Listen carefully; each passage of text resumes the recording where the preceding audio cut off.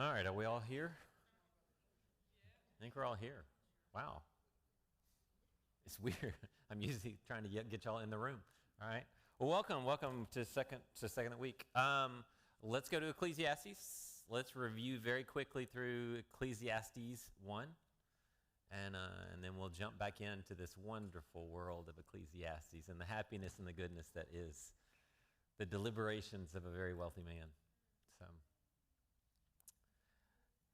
1 starts off again, the words of the teacher. It's not the word logos, which is normally the word for word. It's the word for it's a rhema, which is a declaration. I'm making this bold statement. Okay, so sometimes in the Bible it'll say these were the words of this and the words of that and the words of that, and this he said this word and this word, and then you have this declaration. When Jesus says, "I am the bread of life," that would be the example of a rhema, versus Jesus saying, "I'm hungry." Jesus used word and then he used declaration. So if you ever get into that idea, some people go a little far with it, if you ask me, in the charismatic movement, as far as the rhema versus the logos. It's just sort of the tone of it. So the rhema of the teacher, or the koheleth, all right? The koheleth is the one who evidently has something to say, all right? The koheleth, or the Ecclesiastes, which is the same word, all right? One's Greek, one's Hebrew. It's just the guy who has something to say, the son of David and king in Jerusalem. Most people equate this with Solomon, all right? If you don't, that's okay. You're probably wrong, but it's okay, all right? No one's going to throw you out of anything. It's just, the evidence seems to very strongly favor that it was Solomon. So, and you can see in verse 2, absolute futility. Literally he's saying futility, futility. Says the teacher, futility, futility, and for those who weren't paying attention, futility, futility. Okay? Says it how many times? 3 times, which means sort of that est in the Hebrew. So anytime you use it, holy, holy, holy is the Lord God Almighty. Okay? So not only is he saying everything's futile, but he's saying futile, futile, futile, futile, futile, futile. So do the math on that. And that's kind of his summary statement. And again, some of you have vanity in your Bible. Do not equate that with the vanity of looking in a mirror and seeing yourself and thinking you're that pretty. Okay, that's not the word at all. Vanity means something that is in vain. If you do something in vain, it's useless. Okay, there was no purpose to that. All right, you can be a vain person, and you know the song, "You're so vain." Okay, it doesn't mean you're so empty. Okay, it may mean that, but it's not what it means. It's not this sort of prideful arrogance. It's just empty. It's a Greek word matias, which just means something that's empty. Okay, he goes through these things, and you can see in there he talks about the generation coming, the sun going, the streams flowing, all of these things, and he's basically going through the list of an early poem, just as this sort of opening illustration of, look, you can do everything you want, you can live this amazing life, and you know what? Sun's going to come up tomorrow. The way you live your life is not going to stop the sun. It's not going to stop the streams. All right? It doesn't matter how grand of a life you have, sun's still going to come up tomorrow. All right? And sort of that's sort of the idea of this opening poem, and you can see how it's kind of set apart. And then he goes into, I applied my mind to all these things, and it was just one big miserable task. And he uses a phrase, under the sun, over and over and over. All right? 27 times in Ecclesiastes, he will use this phrase, under the sun. Okay? Now, let me distinguish this. Sometimes he uses the phrase, under the heavens. Okay? Under the heavens would be under the shamayim. All right? Which is, in the beginning, God created the shamayim, the sky, and the earth, the eretz. Okay? So when you hear in the beginning God created the heavens and the earth, don't think God created heaven and God created earth. All right? Heavens is just the idea for sky. So sometimes he replies to this, or he implies this thing is, there are things that are under heaven that are under the watch of God. And there are some things that are under the sun, and they're simply just the natural course of human events. Okay? So just watch for that distinction in there. When it's under heaven, it's a little more grandiose. When it's under the sun, it's just common practice. Okay? Do you make me question, Pursuit of the wind, all right, that's another phrase that's used fairly often. So it was futile, pursuit of the wind. We get one more phrase, and we'll come to a lot of them tonight, okay? Ready? Let's go 2, because everybody's cheery and happy now, right? Because everything is futile, futile, futile, futile, futile, futile, all right? The summary statement. Chapter 2, I said to myself, all right? You may have, I said to my heart. That's a literal translation. The author, this Ecclesiastes, this Koheleth, this, I said to myself. Does anybody ever talk to themselves? I said to my heart. Literal, lunch, unfortunately, all right? That's why people don't sit with you at lunch, okay? I said to my heart, okay? And so it's not I said to myself or I said to my brain. So I said to my heart. He does this all the time. Anytime you see self, it almost always is the Hebrew word leb or cardia. If we get our word, obviously cardiac from the Greek from this, all right? I said to myself, self, go ahead. Come now. Maybe a little more Shakespearean. Come now. I will test you. Do you see what he's doing here? I said to myself, I will test you, all right? With pleasure. Does anybody have a different word there? Pleasure? Mirth, all right? I mean, have you used the word mirth lately? Yeah, me either. Okay. Anybody else? No? Okay. Mirth. Okay, yeah, it means joy. It means gladness. It does mean pleasure, all right? Whatever makes you smile. That's kind of a good translation of this. Don't read into that word anything beyond what makes you smile. Joy, gladness, mirth. If you want to go mirth, say mirth sometime this week. I am just full of mirth. People go, what? You're what? All right. So go ahead. I will test you with pleasure and enjoy what is good. Literal translation is I will see what is good. I will observe, ido in the Greek, or ra'ah in the Hebrew. I will observe what is good, the agathos. It's not the kalos, it's just the agathos, which is a much more general term. Kalos drifts into that, wow, that was excellent. This is just what's good, all right? So I'm going to test myself. It literally means to tempt. It can be used tempt or test. When Abraham is told, go sacrifice your son Isaac, that was a test. Same word here, all right? I will test you with pleasure and enjoy what is good. But guess what? I did the test, and what was the result of the test? Turned out to be hebel, futile, meaningless, all right? So I did all that. I searched for all that pleasure, everything that made me smile, and at the end of the day, sun still came up, stream still flowed. Had no effect whatsoever. And even that pleasure didn't last, all right? Just meaningless, all right? Futile. 2, I said about laughter, all right? So I said this about pleasure, and I said this about laughter. Now, he's going to get a little more specific, okay? That was almost a summary statement. Not sure. It kind of blends in a little bit, but it may be a summary statement, this idea of pleasure. And it falls, all these things fall under that. I said about laughter, all right? And this is where Sakak, we get our Isaac. Why is Isaac named Isaac? Because Sarah did what? Same word, all right? As I said about laughter, it's madness, all right? You're out of your mind, which is really interesting because it's the Hebrew word halal, which we get our word hallelujah. So when I am declaring hallelujah, I'm declaring this is madness. Does anybody make the connection there?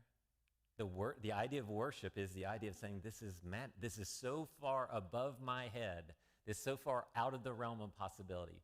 So in hallelujah is to worship God that I cannot get my head around. Also the same idea of you're insane, okay? So it's an interesting little play on words here. I said about laughter, it is madness, and about pleasure, same word. What does this accomplish? What does this make? What does it do? What's the result of this? Keep going. I explored my mind or my heart. Again, anytime it says mind, self, the literal is the heart, okay? And this is the idea of we sent out the scouts into the promised land, okay? I sent out the scouts into my heart. How to let my body enjoy life with wine, all right? Now, don't go wino, drunkard, enjoy wine to the extent of getting inebriated, okay? Don't go there. all right? There are people who are what we call venophiles or whatever you want to call them, people that like to drink wine and post on Facebook how much they like to drink wine. I'm like, we get it. It's grape juice, all right? All right? He's saying, I wanted to enjoy all the pleasure that one could gain from tasting wine, all right? Some people like wine, all right? I think it's just like bad grape juice, okay? Just me. I have no stance on alcohol. Drunkenness is a whole different story. And you see he's not going to go there. I want you to see why, all right? How to let my body enjoy life with wine and how to grasp folly, all right? This is actually the word for foolishness, okay? Is that what you have, foolishness? Okay, it sort of means to not be serious about something. Remember when Paul said, hey, let me be foolish here for just a second? Let me say things that I wouldn't normally say in a good, decorumed way. Let me kind of just go with it a little bit. So this is the idea. Again, it's not, don't think hedonistic folly, foolishness, you're being an idiot, okay? Think, I'm just going to push the edge of that decorum just a little bit, just see if I can have a little fun, that which makes me smile. Look, here's the key part. My mind or my heart still guiding me with wisdom, okay? So I'm going to drink wine, but my heart is still guiding me with wisdom. So I haven't thrown wisdom off and gone, hey, how many drinks can I have in 1 hour, all right? That's not what he's doing at all. He's testing the pleasure of drinking wine, okay? Just for the sake of wine and the taste of it, not the drunken falling down stupor part of it, okay? Because he's going to write in Proverbs 23, don't go there with wine because it's a destroyer, but the taste of it and the pleasure of it is what he's testing. Excuse me, until I could see what is good for people to do under heaven, see that? During the few days of their lives. I'm testing myself. I'm scouting this out. I'm seeing if this makes me happy, right? To do grand things is futile, but can I at least bring a little pleasure to my life and see how pleasure does this? So he's tried laughter, folly, wine, all right? Keep going. Verse 4. I increased my achievements, what I was able to do. I built houses, all right? Does anybody build houses? Or do you build your dream house? Okay? I planted vineyards. Some of us plant grapes, a grapevine. He planted vineyards. See the scale? All right? I made gardens and parks. This word parks, we get a word paradise from this. All right? Paradise was a walled garden. All right? For myself, and planted every kind of fruit tree in them. The word there can mean orchard. So he builds neighborhoods, he builds vineyards, he builds orchards. Not he plants a tomato plant in the backyard, okay? So scale-wise, what are we saying? It's completely off the chart, all right? He doesn't dig a pond, he makes a reservoir of water for myself from which to irrigate a grove of flourishing trees. I acquired male and female servants and had slaves who were born in my house. I hire a lot of people. Okay, please don't go chattel slavery, take them out back and whip them for not being nice. Okay, not at all the case. Okay, don't ever go there, especially in the Old Testament. I own many herds of cattle. Scott, you got herds? Or you got one herd? All right. Flocks, more than all who were before me in Jerusalem. So if there was a contest, who had the most sheep and cattle ever in Jerusalem history, this guy would win, okay? I also amassed, a word I've never had where I amassed anything of monetary value whatsoever in my life. I amassed silver and gold for myself and the treasures of kings and provinces. I gathered male and female singers for myself, all right? Anybody have a band sitting at home waiting on you for them to, you hire out somebody to come and sing. Celine Dion's at your house, going to do a concert for you later tonight. This is kind of what we're talking about. And many concubines, the delights of men, all right? I don't think we need to go there, all right? He had a harem, okay? He didn't have a mistress. He had a harem, okay? So what's he doing? Anybody all grow up watching MTV Cribs? Yeah, y'all remember this show? MTV Cribs, they would go to celebrities, fancy people, and they would do tours of their house. And you would sit there going, oh, man, that is so cool. That is so awesome.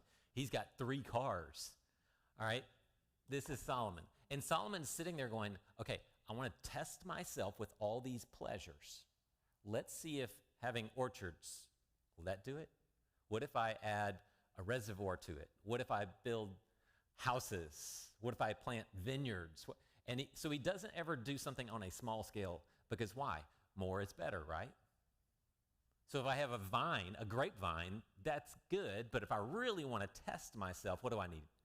I need a vineyard, okay? And so everything's big. And I don't need a stereo, all right? Some of us grew up with going, ooh, if I only had that stereo that was like that big in your dorm room, all right?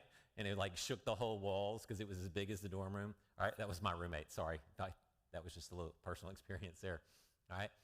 And concubines, he tried everything, literally, okay? 300 concubines.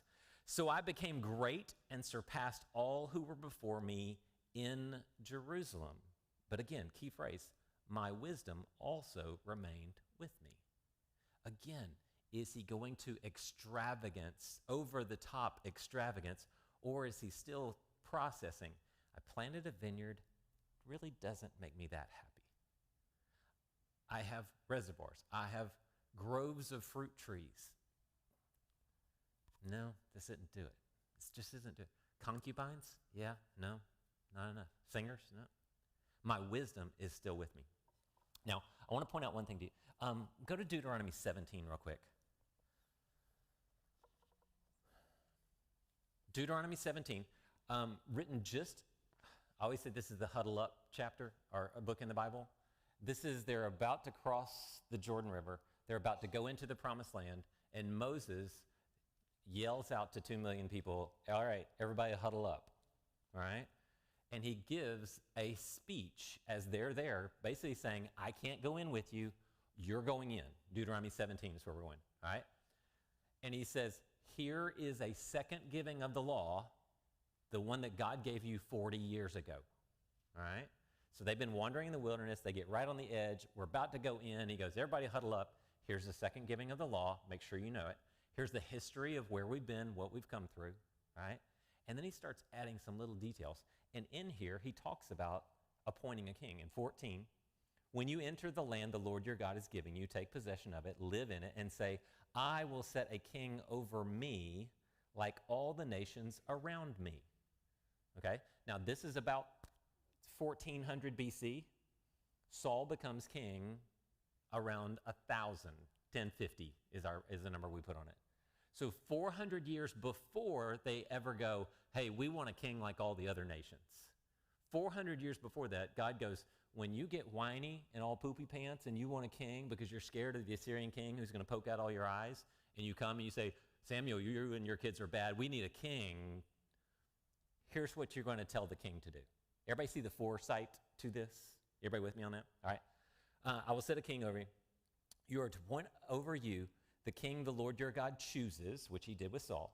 Appoint a king from your brothers. You are not to set a foreigner over you or one who is not of your people. However, he must not acquire many horses for himself.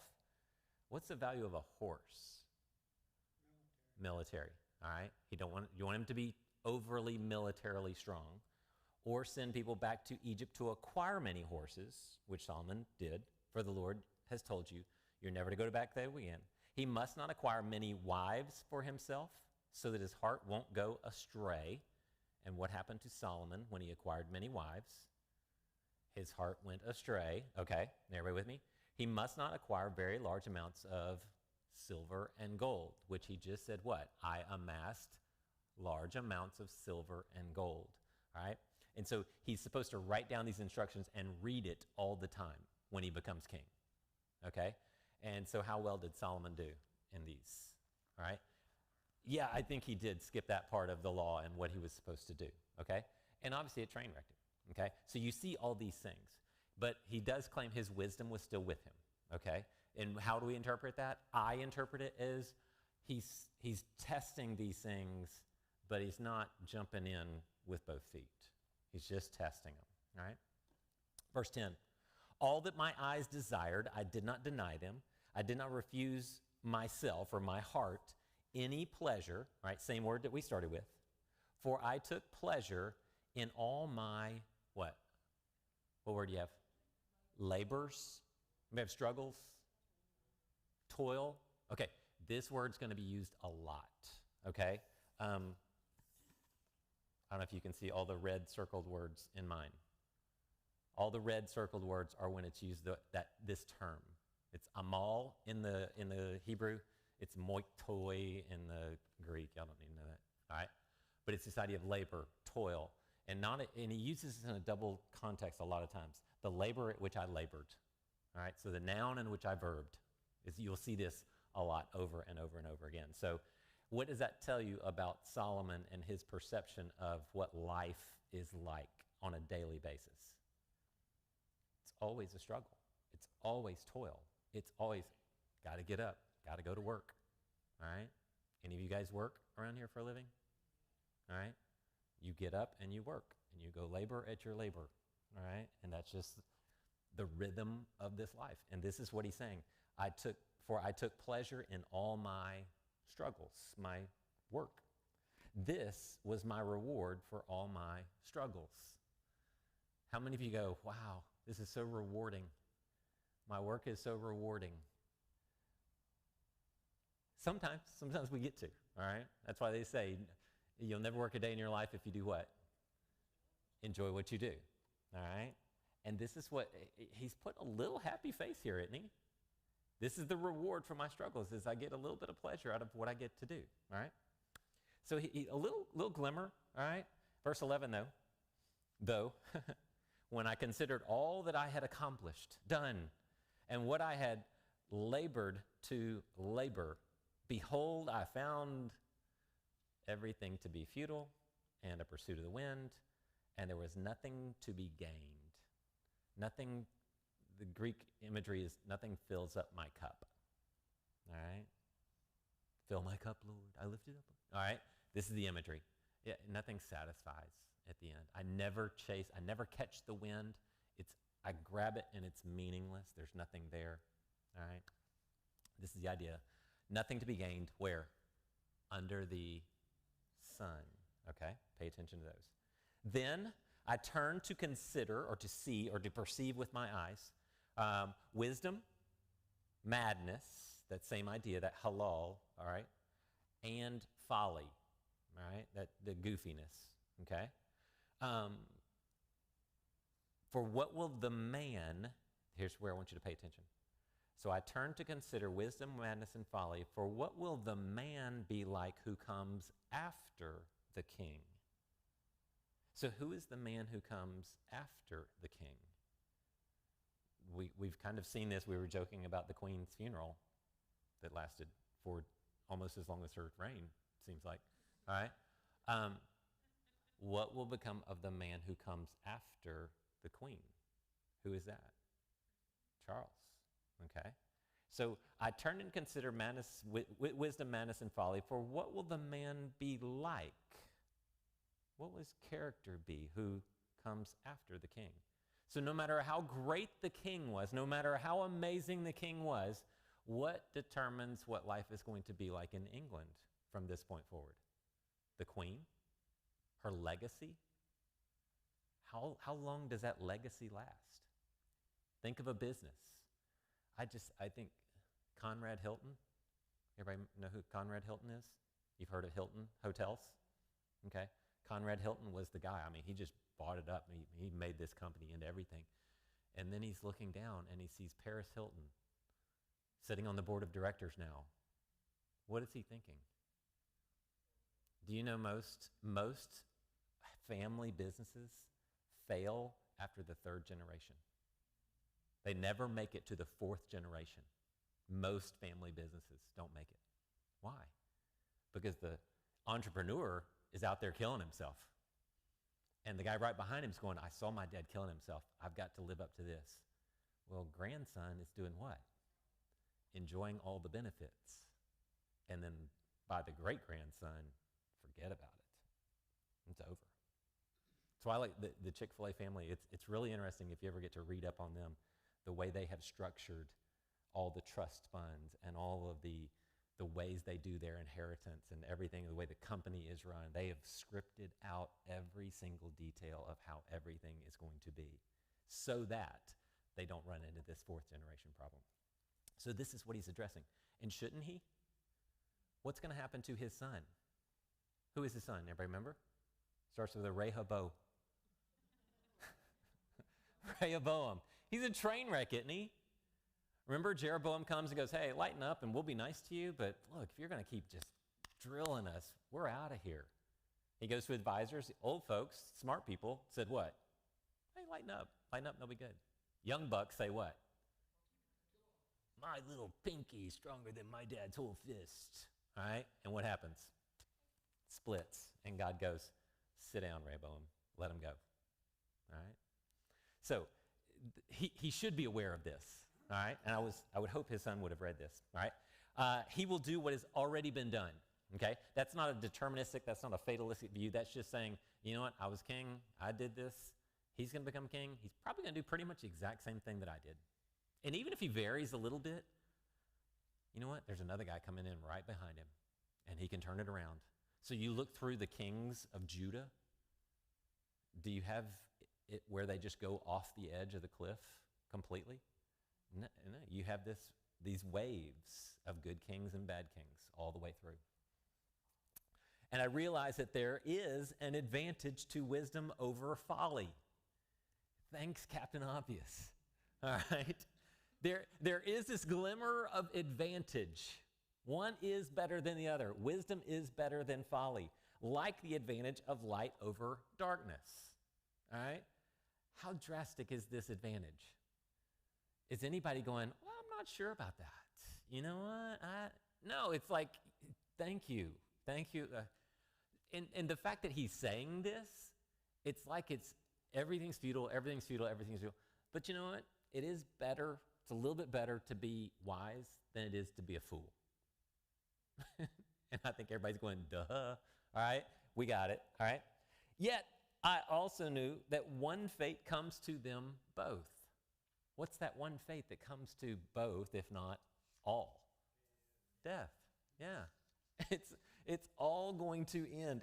There's nothing that's there. So therefore, if the same end comes to everybody, whether wise or foolish, light or dark, good king, bad king, everybody's going to die. Idea.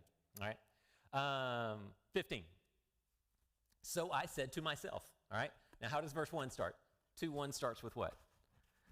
I said to myself, I said to my heart, go test pleasure, all that stuff. He's talking to himself a lot in this chapter, okay? So I said to myself, what happens to the fool will also happen to me. Why then have I been overly wise?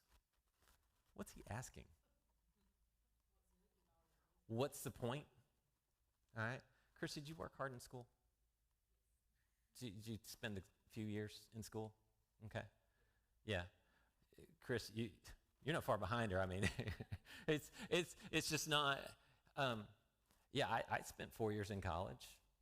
I did 3 years in grad school, just sort of hanging out, kicking back, skipping chapel. All right, and we both have jobs. And you worked 10 years or so, residency, all that stuff. You worked really hard, and you're gonna die, and I'm gonna die. And who's gonna care someday? So why did you work so hard to become overly wise? Why did you put all of that information and knowledge into your brain when it's all just going to die anyway? That's the question he's asking, all right? I joke with, well, Court is aiming at physical therapy, and I keep pushing him. I'm going like, be an orthopedic surgeon, man. If you can do the chemistry classes, if you can knock out those classes, go for it, all right? I even use this girlfriend against him. I'm like, she needs to have somebody that'll take care of her someday. And so I'm just pushing. I'm just anything I can find to manipulate him. And I'm like, because your brother is going to just skate through with C's if he wants to, go work at Chick-fil-A, and it's going to be making a killing sometime by the time he's 30 running in Chick-fil-A somewhere.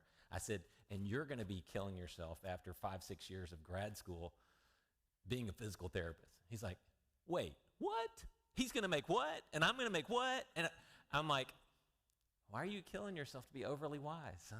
All right? Go work at Chick-fil-A. We're all going to work for Caden someday at Chick-fil-A, all right? That's where all the money is, all right? Because y'all just eat there constantly. Amen? Don't we? All right? Christian chicken. You got to eat there, all right? But what's he asking? He's asking, why am I doing this?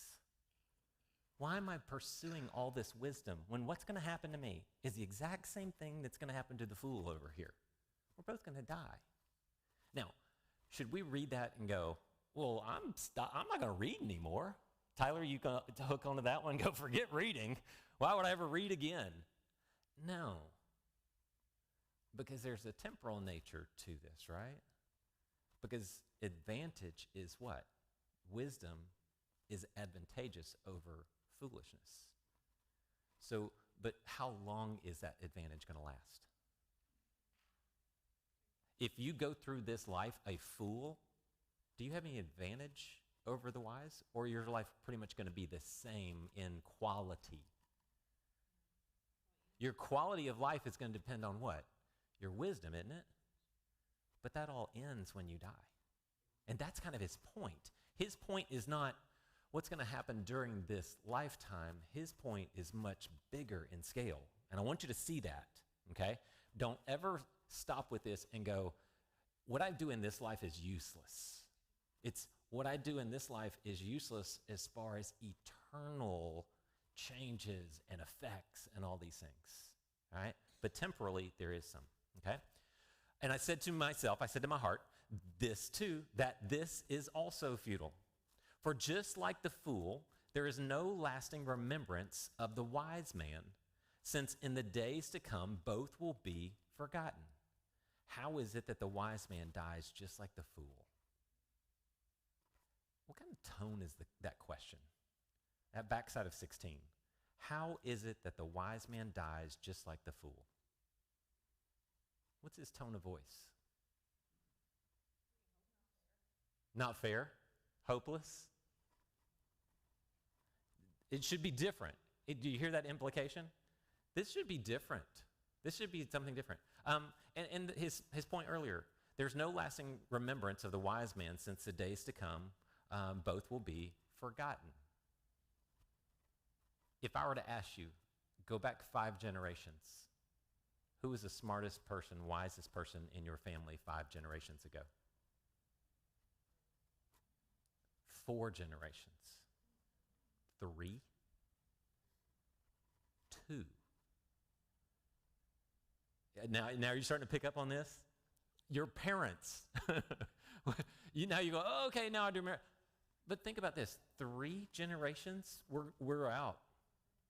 Most of us, right? Even though one may have been very wise and one may have, unless you've got like, the butcher in town who was the town drunk Otis from Andy Griffith, that was your grandfather versus, whoever, the Albert Einstein, all right? Unless you have that glaring of difference, what do you remember? They can attain all this wisdom, but yet what's going to happen 3, 4, 5 generations later? And is this fair? How is it that the wise man and the fool die just the same? And they're forgotten. It's a good question. It's a good question. And I think this is what he's asking. And this is why everything comes back to, what's the point? If 3, 4, 5 generations later, unless I'm just off the chart, and the only thing people do is remember me for a test in history class, they don't really remember anything grand, or I don't have any grand effect on the way the sun comes up in the morning. What's the point? 17. Therefore, right, here's our first therefore in the text. Therefore, because of these dynamics, I hated life. Now, this is a strong word. This is the Hebrew word sane. It's the Greek word meseo. You may hear somebody said they're a misogynist. Meseogeneo, all right? Hate women, okay? So this is this word. I hated my life, my kaya, my zoes, all right? I hated my life because of the work or the doing that I was doing under what? Under the sun, okay? How does he describe it? What does your text say? Grievous. What? Troubling? Yep, distressing. Any others? It's a Hebrew word ra, all right? It's a Greek word poneros. Both mean evil. How does he see his life? How does he see this progression of life or this outcome of life? I get so wise, so wise, so wise, and yet I die just like the fool. I get all this wisdom. They get foolishness. 3 generations later, no one can even put me on a family tree. How does he say, what is his life like? It's evil. Now, how can life be evil? Look at the text. Therefore, I hated life because the work that was done under the sun was distressing me, was evil. And yeah, it implies that it's a verb there, distressing me, but it's not a verb. It's a noun. It was evil to me in my sight. The way I looked at life, it was evil. Right? For everything is futile and a pursuit of the wind. Who's he blaming here? Is he just saying, your life, you're evil, and life's going, well, I can't talk because I'm just life? Is he implicating God? It does sound like it, doesn't it? Is that okay? Yeah, God gave it to him. You got to be careful what you ask for. Is that one of those things? Yeah, because what does he see? He sees kind of the reality of this and this wisdom. And what are all the little ants doing, running around working, doing their 9 to 5? How many of them are sitting back going, I hate my life because I see that the wisdom I've gained is no different than the foolishness of this person, and I won't be... No. They're going, all right, put flour in here, crack some eggs, make some bread. Next, put some flour in here, make some eggs. All right, Caden making biscuits at Chick-fil-A, all right, from scratch. All right, he said he made biscuits for 5 hours the other day? I was like, good night. All right, you think he was sitting there thinking, gee, I wonder what the wisdom that I'm gaining is going to mean in the grander scheme of life? No, but Solomon's rich, and he can sit back and he can think about this stuff. And at what conclusion does he draw? This is evil. And if something is evil, then who's to blame?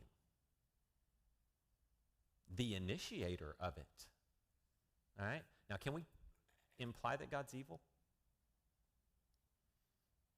Can we muse those thoughts? God knows you're thinking it, so go ahead and say it out loud, okay? Don't get married to it, all right?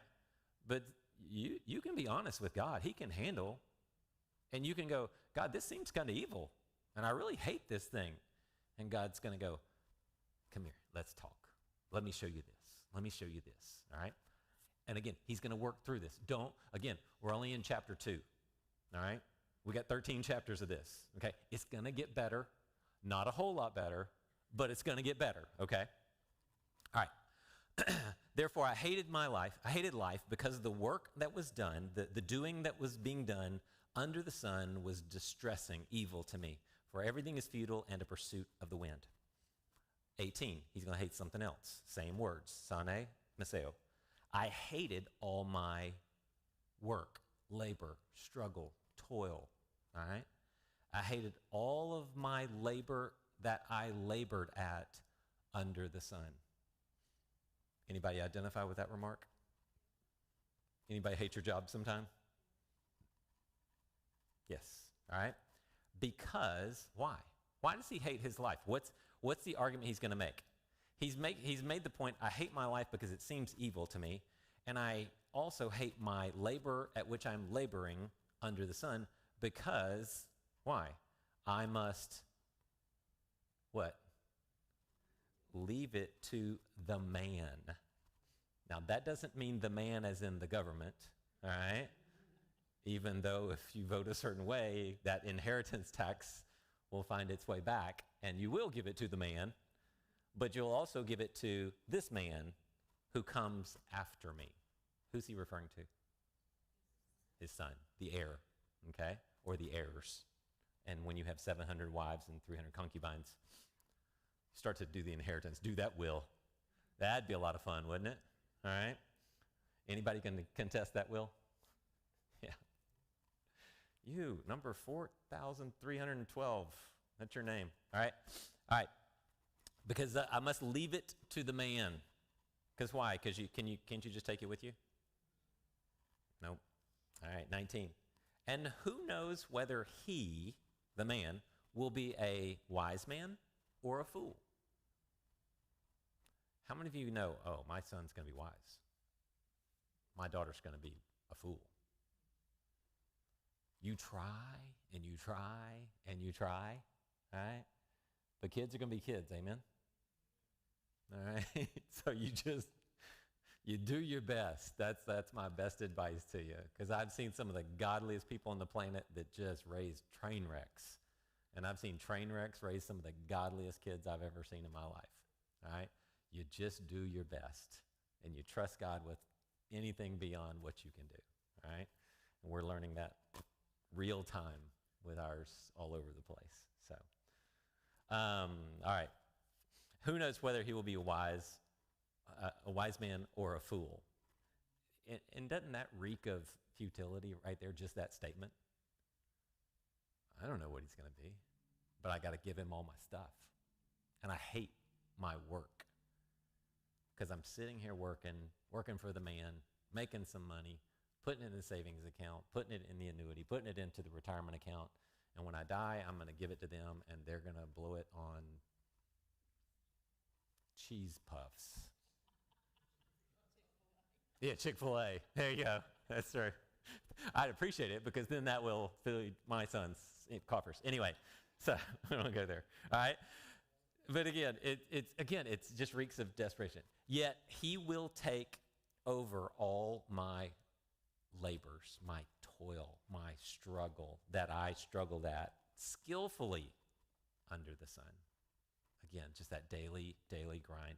This too is futile. So how are we doing so far? How's all this pleasure? How's the pleasure that he tests? Did any of it take? And then he goes, and my wisdom, I'm gaining all this wisdom, but I'm going to die, and it's going to die with me. And then I go to work, and I work really hard, and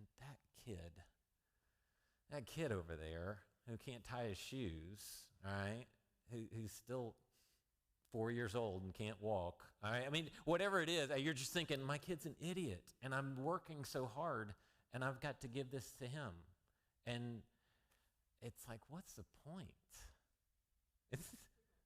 I know, don't you feel that way, though? It's just, that's why I said, y'all got to be careful. You're in a pretty good space. You got to come in here a pretty good space to read through Ecclesiastes, because after a while, you're going to start going, he's right. Wow. All right? Yeah, you definitely, you will change your will. We'll get Lisa Scholmeyer to come in at the end of this session, and we'll change everybody's wills. All right. 20. So, in light of all that, I began, it literally means I turned, to give myself over to despair. Duh, all right? Concerning all my labor that I had labored at under the sun. Why am I going to work? Because that's the conclusion. So I turned my thoughts to this. Why am I at work? And then what's going to happen to you? When you start to despair of your work, Megan, when you start going, why am I here with these small people? I don't get anything out of this. What kind of a teacher are you going to be at this point? Now, luckily, you work for the government, so you'll never get fired, okay? But what kind of performance are you going to do? If I come in here and I've had 14 people tell me what a horrible pastor I am, and just the chaos of being a pastor that we read through in 2 Corinthians, what kind of pastor am I going to be when I go, why am I doing this? What kind of employee are you going to be? So it has this downward spiral that you got to be really careful of. And this is why I think Solomon continues to say, but my wisdom was still with me. Because he's very introspective as to all of these things, okay? He never lets himself fall off the edge. The wisdom is always there to go, yep, this is futile. This is meaningless, all right? All right. Where we go? 21. When there is a man whose work was done, whose labor was done with wisdom, knowledge, and skill, he must give his portion to a man who has not worked for it. This too is futile and a great wrong. Evil, same idea. Okay? And again, he's still on this kick of, I got to give it to my snotty kid. Okay? For what does a man get for with all his work or his labor and all his heart's effort that he labors, struggles, toils at under the sun? For all his days are filled with grief, and his occupation, interesting word, it's a daily occupation. This is his job, okay? This is his task in life, is sorrowful. It's painful is another way of translating that. Even at night, his mind, or his heart, same idea, or his heart does not rest, okay? Now, this literally means to lay down, okay? Any of you guys don't sleep well at night? This is you, okay? Some of us hit the pillow and, Ashley, how long does it take me? 5, 6 seconds? Boom, I'm out, baby, all right? That's just good living, all right? Just living right or just not thinking about stuff. Man, I hit the pillow, I'm gone, all right? This does not apply to me. Some of you are wiser and you think more about things and you're more contemplative and introspective, and you sit there and you're wondering about all sorts of stuff while we're snoring, all right? I mean, Ashley can have the TV on, watching some show, full blast, gone, just because I just click it off, okay? But what he's saying here in this case, even at night, his mind does not lay down and just shut up. Why? What does it do? If it doesn't rest, what's it doing? It's spinning. I remember in seminary, I took a philosophy class, which was a mistake because I am the least philosophical person ever. And I remember I would read these essays by these crazy people who have way too much time on their hands that are saying all this stuff. And after the first couple of times, I'd go to bed, I'm reading until like 10, 11, 12 o'clock at night trying to figure out what this guy's saying. And then I would go to bed and I would have the craziest dreams and just insanity. And then I worked at Chili's. Ash and I both worked at Chili's. And if you've ever waited tables, you dream about waiting tables all night, don't you? We called them chili mares. You would have nightmares of, I didn't get ranch for this table and I forgot to get tea for that table and I didn't get them their this. And it's just, and I literally, I learned if I came home and I would record episodes of Andy Griffith on my VHS. Right? And I would watch an episode of Andy Griffith, cleaned everything out. Could totally sleep through the night. But this is what he's saying. All of this life, all of this stress, all of this futility comes upon a man, and even at night, his mind or his heart, all right, does not just lay down. Literally, it's the word for lay down, all right? This too is futile. It's just meaningless. It's just meaningless. And here's 24. Here's he makes this his first sort of declarative statement of, here it is, there is nothing gooder, all right? It's a Greek word, tob, when God saw his creation, and he said that it was gooder, all right? It was good, all right? Nothing gooder for a man than to eat, drink, and his soul should enjoy his struggle, his toil. So I almost get the impression he looks down at all the little ants in his kingdom and sees the baker baking and sees the guy making sandals and he sees the guy, tending to his vines and goes, you know what? He finds pleasure in that. He finds something in that. And maybe there's something to that. There's nothing better than that. So he looks at all the vast vineyards and the gardens and the flocks and the whatever he has, and he goes, I'm no happier with all this than this shepherd is standing out there with the sheep. Because he tested it, right? And he used his wisdom. And he's very introspective on this. He goes, evidently there's nothing better, nothing gooder for a man than to eat, drink, and his soul Very important word, nephesh, all right? It's a Hebrew word, nephesh in there. His soul should enjoy his labor, his struggles, not his job. Everybody understand the distinction there? You have a job and you do work at it.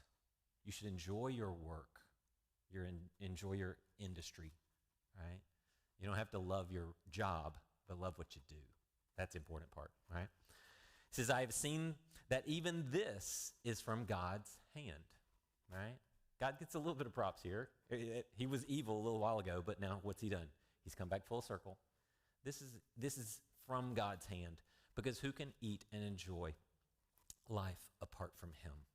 All right, there's some core, there's some thing you can come back to on this. 26. For to the man, this is an interesting little take here. I like this. You're going to have to think on this one. For to the man who is pleasing in his sight is the idea of before his face, right? The first command is what? You shall have no other gods in my face. Don't put these other gods before me, in front of my face, all right? None of them are don't put them in order before me. Don't even bring them, like wearing a University of Texas outfit to my house. Ashley's like, don't you dare come in my house with University of Texas anything on, okay? All right? That's just the rule at my house, right? Y'all know that, all right? For the man who is pleasing in his sight, he gives wisdom, knowledge, and joy. That word for pleasure, same word right here, all right? But to the sinner, he gives the task. We just saw that word in verse 23. My occupation is sorrowful, all right? My job is sorrowful. He gives the job, same word, of gathering and accumulating in order to give to the one who is pleasing in God's sight. So what are the dynamics? What's the argument Solomon is making? The one who is pleasing is done what? God gives him what? Wisdom, knowledge, and joy, pleasure, all right? But the sinner, he gives the task, gives the job of gathering and accumulating, all right? Hunting and gathering, if you want to throw that phrase in there, in order to give to the one who is pleasing in his sight. So two guys go to work. One is pleasing in God's sight. One is not pleasing. He's a sinner. And Solomon's making the argument that they both go to work, and God goes, here, I will give you wisdom and knowledge and joy and pleasure in your work. This one over here, you're just going to work and you're going to gather all this stuff, and I'm going to surreptitiously take this away from you and give it to the one who is pleasing in my sight. Do any of you work or maybe went to college with somebody who worked hard, and they were so foolish that at the end of the day, they had no more money left in their bank account, magically. And all of a sudden, it was just gone because their foolish, prodigal lifestyle did what? It was robbed of them, right? I always say, you know what, I should be a rich person because I've never really drank. I've had maybe 2 or 3 drinks in my life, which I thought tasted horrible. Anyway, that's just me, all right? Smoking, forget it. Dad threatened to make me eat a pack of cigarettes if he ever caught me smoking with him. So I was like, I'm not eating that thing. It's bad enough if you smoke it, all right? All these vices, I never did. I should be a rich person. Maybe I'm just less poor than I would be. Maybe that's how we'll say it. But I look at these fraternity brothers of mine, and they would spend so much money on alcohol. And I'm like, you're living this lifestyle, and all your money is just gone. And where's it going? And Solomon is making the argument that they work to just accumulate, but then it just goes right out the window.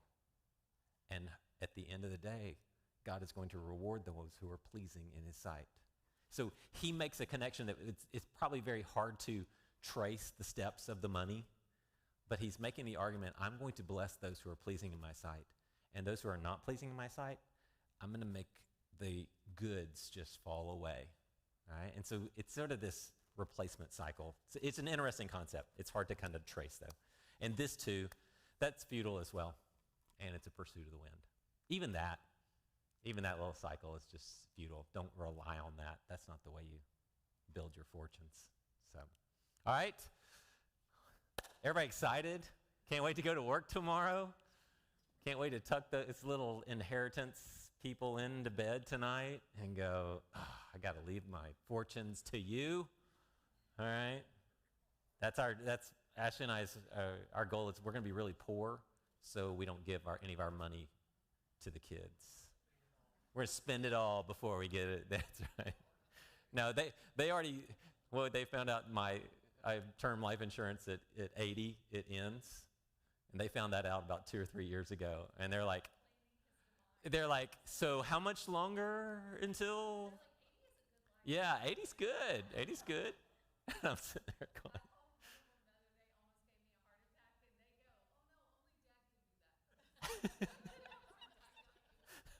So I'm the only one left. So Ashley does have life insurance, but hers is like whole life, and it's like $12. And our insurance guy comes back to me and goes, you really should probably up that. I mean, you've got 3 kids, and this was probably 10 years ago. He's like, you guys have 10 kids. You probably should up that. And I said, sir, honestly, if Ashley dies, she will easily, her death and her not spending the money will easily make up for all the money that I would gain in a life insurance policy. So we're good. We're good.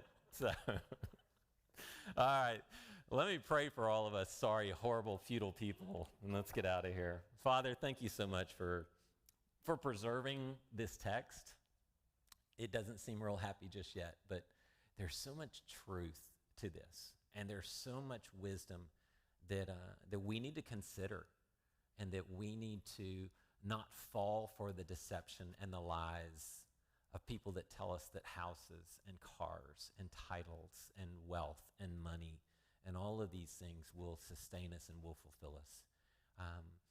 I thank you that you have established that in this text, and that you're going to continue to help us to think and be introspective and to really sit back and understand what is important, what is crucial, what is eternal, and what is temporal.